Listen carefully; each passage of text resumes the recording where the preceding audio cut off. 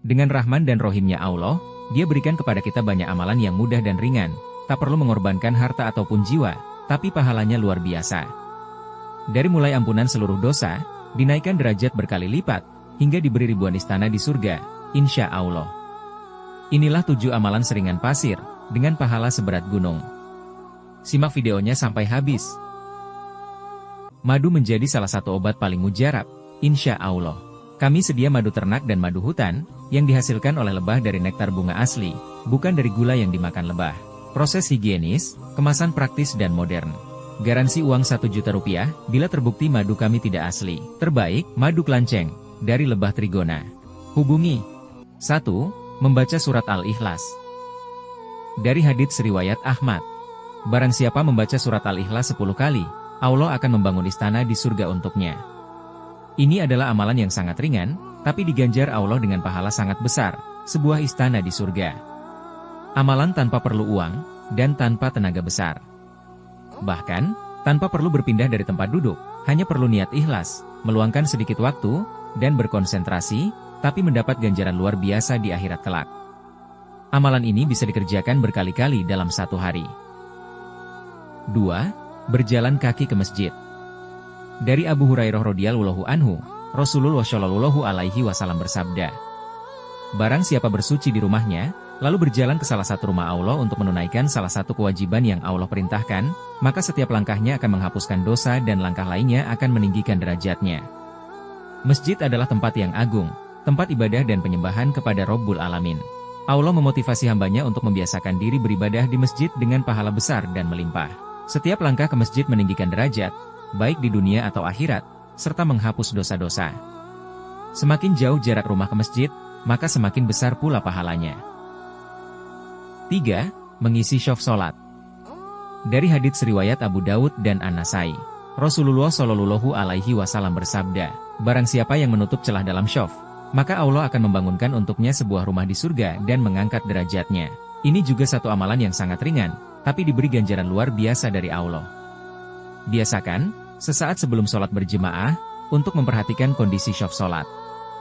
Perhatikan syaf di depan kita, di samping kiri dan kanan. Isilah syaf-syaf yang masih kosong di sekitar kita. Sempurnanya syaf berarti menyempurnakan sholat berjemaah, dan mendapat ganjaran istana di surga. Selain itu, khusus syaf terdepan, disebutkan dalam sebuah hadis bahwa Allah dan para malaikat bersholawat untuk mereka yang sholat berjemaah di syaf pertama.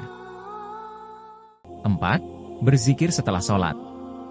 Dari Abu Hurairah radhiyallahu anhu, ia berkata, Rasulullah shallallahu alaihi wasallam bersabda, barang siapa bertasbih 33 kali, bertahmid 33 kali, dan bertakbir 33 kali setiap selesai sholat, sehingga jumlahnya 99 kali, lalu melengkapinya dengan ucapan la ilaha illallah wahdahu la syarikalah, lahul mulku wa lahul hamdu wa huwa ala kulli syai'in qadir, maka dosa-dosanya akan diampuni, meskipun sebanyak buih di lautan. Ini adalah satu bukti Rahman dan Rahimnya Allah. Semua manusia pasti berdosa, baik sadar atau tidak, dosa kecil maupun besar. Tumpukan dosa anak Adam bisa jadi sangat besar, ini akan sangat memberatkannya di akhirat kelak. Dengan amalan ringan, berzikir tiap selesai sholat, dosa sebesar gunung pun akan diampuni, insya Allah. 5. Membaca ayat kursi.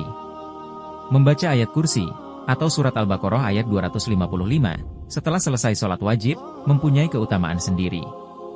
Dari Abu Umamah radhiyallahu anhu, ia berkata, Rasulullah shallallahu alaihi wasallam bersabda, barang siapa membaca ayat kursi setelah setiap sholat wajib, maka tidak ada yang menghalanginya masuk surga kecuali kematian.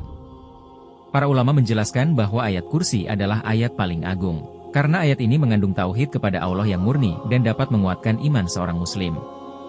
Maksud dari membaca ayat kursi tiap selesai sholat wajib maka tak ada yang menghalangi masuk surga kecuali kematian adalah, ayat ini menjadi jaminan bagi seseorang dimasukkan ke dalam surga dan terjaga dari api neraka, jika ia menjaganya hingga akhir hayat, insya Allah. 6. Mendoakan orang lain. Mendoakan orang lain, khususnya secara diam-diam, juga merupakan amalan ringan yang pahalanya besar.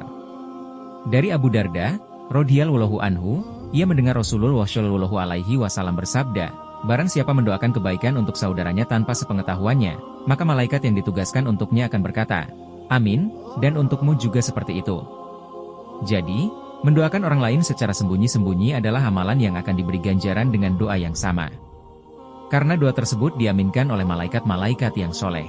Biasakan mendoakan orang tua, saudara, kawan dan tetangga, atau siapa saja yang kamu jumpai atau kenal dengan doa-doa yang baik. Karena doa tersebut sesungguhnya akan kembali kepada kita. 7. Membaca Al-Quran. Al-Quran adalah firman Allah. Tiap ayatnya, bahkan hurufnya merupakan hal yang agung. Sesuai hadis Rasulullah Shallallahu Alaihi Wasallam bersabda, barang siapa membaca satu huruf dari kitabullah, maka baginya satu kebaikan, dan satu kebaikan itu dilipat gandakan menjadi 10 kali lipat. Aku tidak mengatakan, alif lam mim itu satu huruf, tetapi alif satu huruf, lam satu huruf, dan mim satu huruf. Jadi, sekedar membaca alif lam mim di surat Al-Baqarah saja, sudah mendapatkan 3 kali 10, atau 30 kebaikan. Bayangkan jika membaca satu lembar Al-Quran, di mana ada 1000 huruf lebih, maka kamu akan mendapatkan 10.000 kebaikan. Apalagi jika membaca satu juz, Masya Allah. Jika dijadikan rutinitas harian, maka kita akan dilimpahi ribuan kebaikan setiap hari. Kita akan diberi ketenangan dalam menghadapi masalah, diberi solusi, dan dilimpahi berkah baik dunia maupun akhirat, insya Allah. Itulah video kita kali ini. 7 amalan seringan pasir, dengan pahala sebesar gunung. Rutinkan mengamalkannya sehingga akhirnya menjadi kebiasaan, sampai akhir hayat. Semoga bermanfaat. Yang benar datang dari Allah, yang salah datang dari kami. Wallahu a'lam.